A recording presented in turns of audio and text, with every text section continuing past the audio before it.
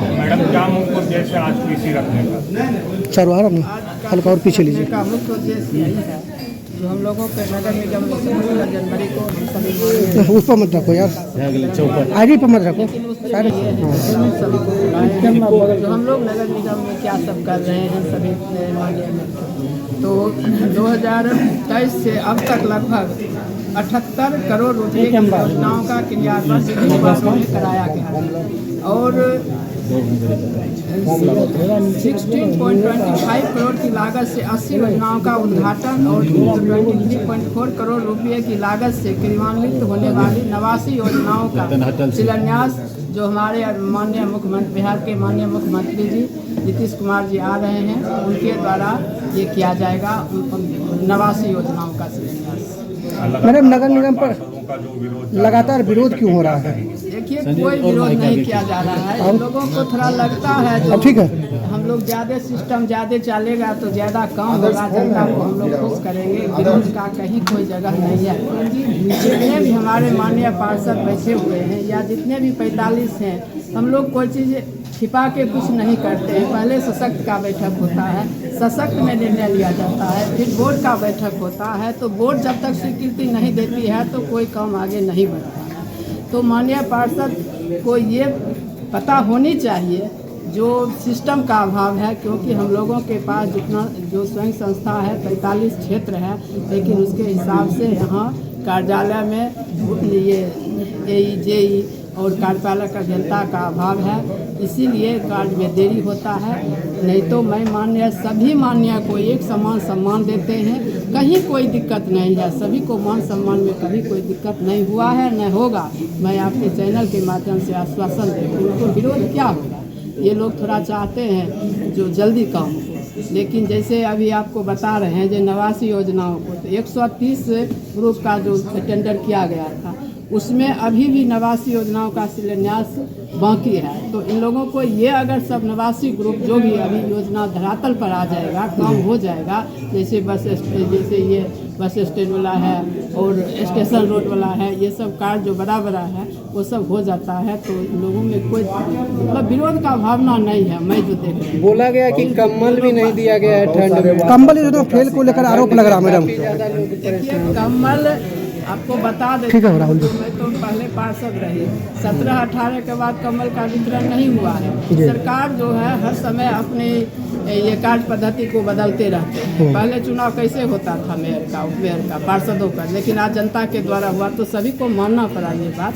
तो ये जो कम्बल का है ये आपदा विभाग को दिया गया है, लेकिन 17-18 के बाद कोई कम्बल नगर निगम में नहीं वितरण हुआ है। फिर भी इन लोगों के बातों को, इन लोगों को सम्मान को रखते हुए मैंने और जनहित के लिए पहले सशक्त में निर्णय लिए, फिर बोर्ड में निर्णय लिया गया, लेकिन ये कम्बल का जो है प्रक्रिया जो नियमावली के मतलब ये जो अधिनियम के तहत ये प्रक्रिया के अधीन चल रहा है। ये जल्द ही कम्बल का भी हो जाएगा। शीतलहर में अलाव की भी कहीं व्यवस्था आपदा विभाग को दिया गया है और ये जो प्रदूषण है हम लोग को पर्यावरण का बचाना है, इसलिए अलाव की व्यवस्था नहीं करने को सरकार का गाइडलाइन है, मेरा सोच नहीं है।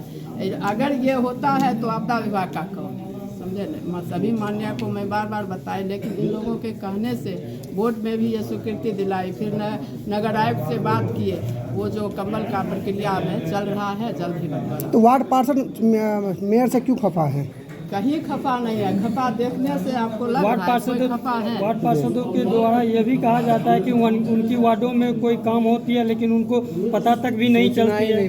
जो भी ठेकेदार टेंडर वहाँ करते हैं का शिलान्यास हुआ है, जितने जितने कार्य हुआ है सबका रिपोर्ट तैयार है, सभी को मैं दे देती हूँ, संतुष्ट कर देती हूँ। और मैं आपके चैनल के माध्यम से कहना चाहती हूँ, ये लोग मुझको बुलाते हैं शिलान्यास के लिए, जब इनको पता नहीं है कैसे मुझको बुलाते हैं?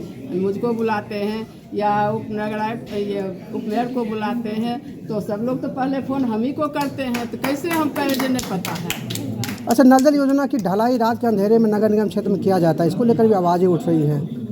नगर निगम की रात में ये बुडको के द्वारा सीवरेज जो होता है इसके द्वारा, देखिए ये मैं पहले भी कहूँ, जैसे भारत सरकार का है ये जो ड्रीम प्रोजेक्ट है, वो लोग बुडको के लिए मैं बार बार दिशा की बैठक में भी क्वेश्चन उठाई हूँ, माननीय मंत्री जी से भी उठाई हूँ, जो उनके कार्य पद्धति से हम लोग संतुष्ट नहीं हैं। तो उनको क्या जा रहा है जो ब्लैक लिस्टेड किया जाएगा, लेकिन कुछ काम सिस्टम से होता है। हम लोग वहाँ के एमडी के उससे भी मिले हैं, लेकिन ये लोग क्या करते हैं, जो रोड अच्छा रहता है उसी को दिखाते हैं। तो मैं बार बार यही कहती हूँ, रात में ढलाई नहीं कीजिए। उस दिन विदिशा की बैठक में माननीय सांसद महोदय थे, तो बोले जो ये जो रात में ढलाई करते हैं, हमारे न माननीय पार्षद को जानकारी मिलता है, न हमको मिलता है, ना वहाँ के स्थानीय लोगों को। इस सब पर आप लोग थोड़ा ध्यान दीजिए। लेकिन वहाँ उस दिन बहुत फटकार लगा है, हो सकता है आए दिन इस सब में सुधार हो। आप मानते हैं कि मतलब उसमें भ्रष्टाचार हो रही थी, इसलिए आप आवाज़ उठाए थे? देखिए, वो मेरे जो भी हैं तो वो कंपनी के कामों से है। तो भारत सरकार और बिहार सरकार का विश्वास वहाँ जुटा है, लेकिन भ्रष्टाचार हो भी रहा है। लेकिन हम लोग लगे हुए हैं, जो सिस्टम में थोड़ा जो भी है उसको धरातल पर लाएं और लोगों के बीच पारदर्शिता से काम करें। और जब तक हम लोग संतुष्ट नहीं हों तब तक उनका पेमेंट नहीं होगा। अच्छा। आगे नगर निगम का जो कार्यकाल बचा हुआ, उसमें क्या कुछ लेके चल रहे हैं नया करने को लेकर? देखिए, अभी भी 2 साल में मैं बहुत सारी पार्क का निर्माण हुआ है और रोड नाला ये तो चल ही रहा है। जो मुख्य योजनाओं का शिलान्यास होना है शहर में, मुख्यमंत्री जी के नवासी योजनाओं का शिलान्यास करेंगे। क्या धन्यवाद, हो गया, बस हो गया।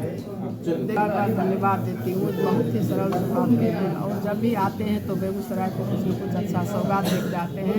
उन लोगों के सहयोग से ही बेगूसराय नगर निगम या हमारे शहर में जो देख रहे हैं विकास, वो मिल रहा है। तो मैं माननीय मुख्यमंत्री जी जो 18 तारीख को मलियप्पा लखनानी विधानसभा के क्षेत्र में आ रहे हैं, तो मैं उनका स्वागत भी करती हूँ और आभार भी व्यक्त करती हूँ जो बेगूसराय को कोई अच्छा बड़ा से बड़ा सौगात देके जाएंगे।